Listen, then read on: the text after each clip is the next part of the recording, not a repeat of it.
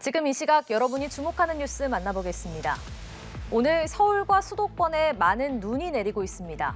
밤까지 최대 10cm 이상이 내릴 걸로 예보되는데요.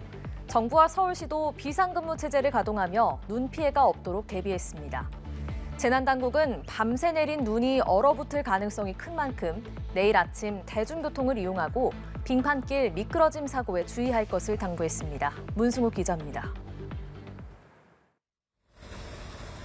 제설 차량이 도로에 염화칼슘을 미리 흩뿌려 놓습니다. 사람들이 많이 오가는 곳은 빙판길이 되지 않도록 눈이 내리기가 무섭게 강한 바람으로 눈을 날려보냅니다. 대설특보가 내려진 서울을 비롯한 수도권에는 밤까지 최대 10cm 이상의 많은 눈이 내릴 것으로 예상됐습니다. 서울시는 제설 비상근무를 2단계로 격상해 자치구 유관기관과 함께 비상근무 체제에 돌입했습니다. 인력 8천여 명과 장비 1000여 대를 동원해 제설제를 살포했습니다. 찬바람에 눈까지 내리자 시민들은 옷깃을 단단히 여민 채 발걸음을 서두릅니다.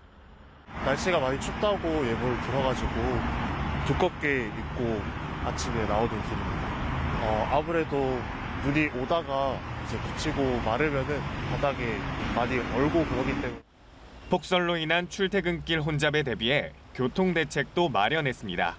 서울시는 지하철 1호선부터 8호선과 시내버스 전 노선의 집중 배차 시간을 30분 연장했습니다. 지하철 9호선과 우이신설선은 비상대기 열차를 운영해 비상시 투입합니다. 행정안전부도 중앙재난안전대책본부 1단계를 가동하고 대설위기 경보 수준도 관심에서 주의로 상향 조정했습니다. 재난당국은 밤새 내린 눈이 얼어붙을 가능성이 큰 만큼 출근길은 자가용보다는 대중교통을 이용하고 빙판길 미끄러짐 사고에 주의할 것을 당부했습니다. 연합뉴스TV 문승욱입니다. 삼성전자가 지난해 약 6조 5천억 원의 영업이익을 올린 걸로 나타났습니다. 재작년보다 84.9% 급감한 겁니다. 15년 만에 가장 적은 연간 영업이익을 기록한 건데 반도체 업황 부진이 삼성전자의 실적 부진으로 이어졌다는 분석입니다.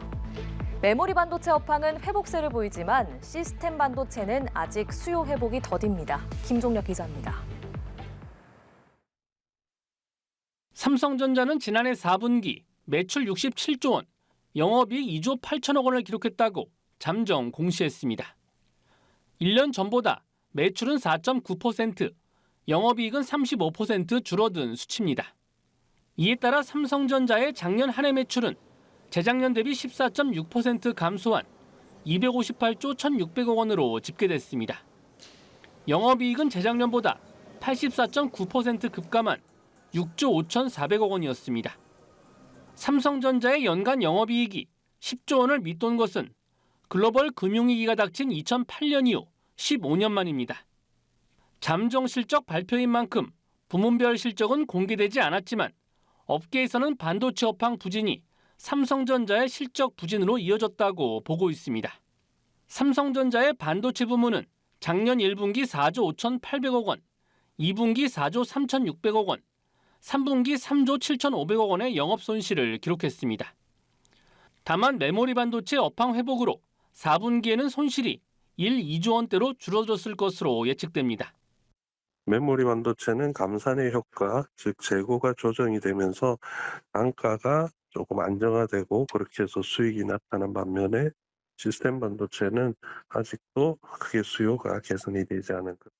다만 업계는 올해 1분기에는 인공지능 AI 중심의 반도체 수요가 회복하면서 삼성전자의 실적도 지속적으로 개선될 것으로 예측하고 있습니다. 연합뉴스TV 김종혁입니다. 고물가에 바깥에서 점심 한 번 먹기도 부담인 요즘입니다. 식사비 아껴보려 직장 구내식당을 이용하시는 분들 있으실 텐데요. 식자재 값이 오르면서 구내식당 식사비도 역대 최대 상승폭을 기록했습니다. 전년 대비 6.9%가 오른 건데 전체 외식 물가 상승률보다도 높습니다. 식자재 가격과 인건비 상승으로 식단가 인상이 불가피하다는 설명인데요. 홍서연 기자가 보도합니다. 고물가에 얇아진 지갑, 점심 한 끼도 밖에서 사 먹기 부담입니다. 보다 저렴한 구내식당을 찾는 직장인들이 많습니다. 거의 구내식당 이용한다고 봐야죠. 저희는 조금 그래도 500원 오른 게 3,500원이에요. 최대한 구내식당에서 점심은 좀 요즘에 해결을 하려고 하고 있고요.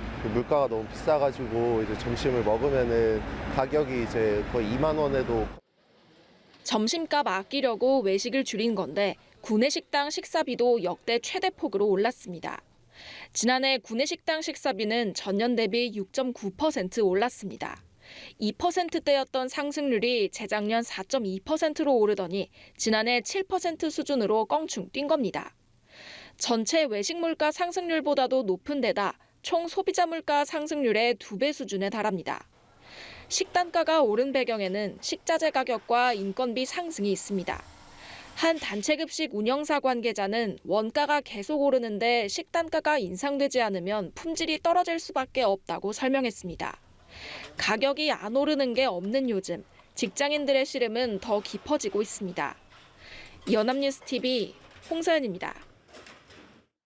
배우 이선균 씨가 연루됐던 마약 사건에 대한 경찰 수사가 사실상 마무리됐습니다. 마약 투약 등 혐의로 경찰의 수사 선상에 올랐던 사람은 총 10명인데요.